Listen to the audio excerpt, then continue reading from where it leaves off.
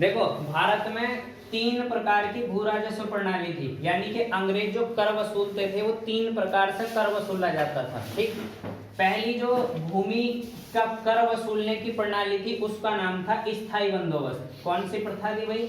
स्थायी बंदोबस्त। दूसरी हमारे पास थी महालवाड़ी प्रथा, महालवाड़ी प्रथा।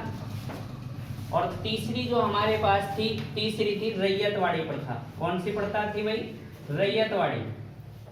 अब इनको ध्यान से समझते रहिए। देखिए स्थायी बंदोबस्त का क्षेत्र, जब आप भारत का नक्शा देखोगे, ध्यान से समझते रहो, जब भारत का नक्शा देखोगे तो भारत के नक्शे में सबसे पहला आप महालवाड़ी को देखिए।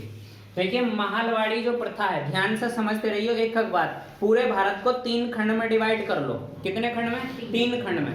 एक बंगाल, बिहार और उड़ीसा। बंगाल, बिहार और उड़ीसा एक क्षेत्र ये वाला हो गया। दूसरा क्षेत्र जो है पंजाब, पंजाब के साथ साथ उत्तर प्रदेश और मध्य प्रदेश, है ना, इस क्षेत्र को रख लो। तीसरा जो है दक्षिण भारत को रख लो। तो इनमें से जो महालवाड़ी प्रथा है, कौन सी प्रथा? महालवाड़ी प्रथा। महालवाड़ी प्रथा का ये वाला क्षेत्र है पंजाब का क्षेत्र। और उस समय पे देखो अलग अलग वर्णन नहीं करूंगा, पंजाब हरियाणा का क्षेत्र जो था वो एक ही क्षेत्र था। बिल्कुल क्लियर है? तो ये वाला क्षेत्र में पंजाब, उत्तर प्रदेश और कौन सा भाई? मध्य प्रदेश, यानी कि मध्य प्रांत। इन क्षेत्रों में जो चलती थी वो कौन सी चलती थी? महालवाड़ी।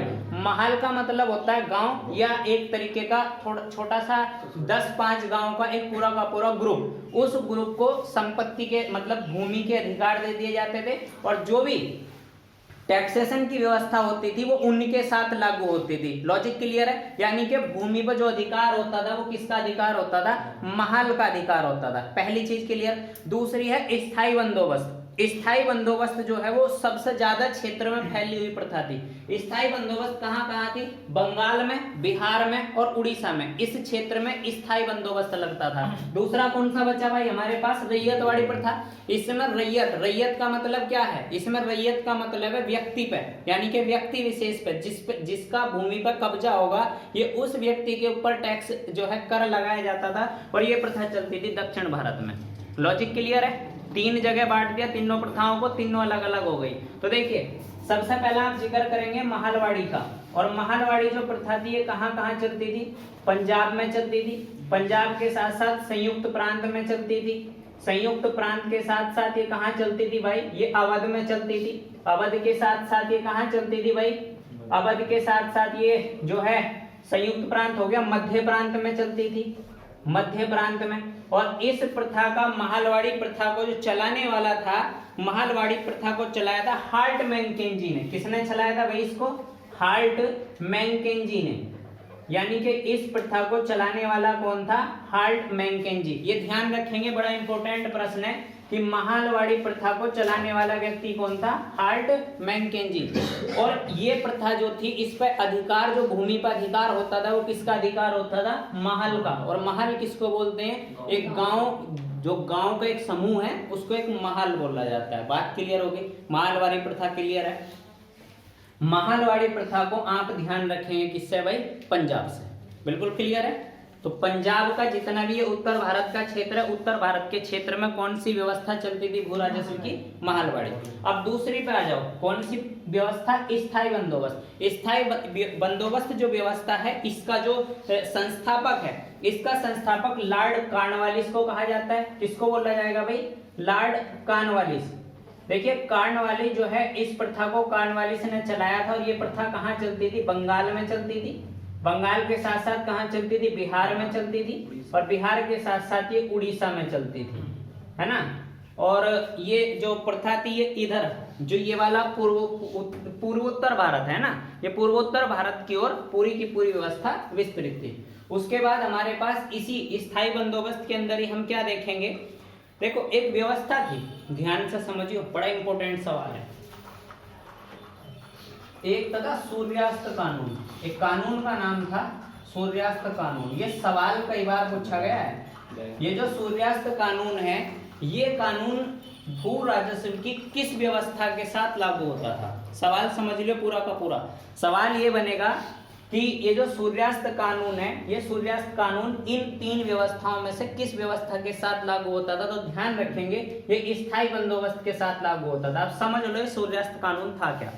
देखो सूर्यास्त कानून में जब इसको जमींदारी व्यवस्था भी बोलते हैं ना, तो इस व्यवस्था में टैक्स की दर समझिए, टैक्स की दर क्या थी। इस व्यवस्था में टैक्स की दर थी 10/11 और 1/11। ये 2 दर लगेंगी। एक बात ध्यान से समझियो, मेन उद्देश्य समझाना है सूर्यास्त कानून क्या था। सूर्यास्त कानून स्थायी बंदोबस्त पर लगता था, जो बंगाल, बिहार और उड़ीसा में पद्धति चलती थी। इसमें 1/11 जो था वो किसका था, जमींदार का था, और 10/11 किसका था, ये सरकार का था। यानी कि इसमें जो टैक्स वसूलने का काम था वो जमींदार का था। जमींदार टैक्स वसूल के लाता था, और टैक्स जितना भी वो वसूल के लाएगा, जितना भी कर वसूल के लाएगा, उसमें उसके 11 टुकड़े करेगा। 11 टुकड़े में से 10 टुकड़े अंग्रेज सरकार के पास चले जाएंगे, और 1 टुकड़ा जो है वो किसका रहेगा, जमींदार का रहेगा। बात क्लियर हो गई।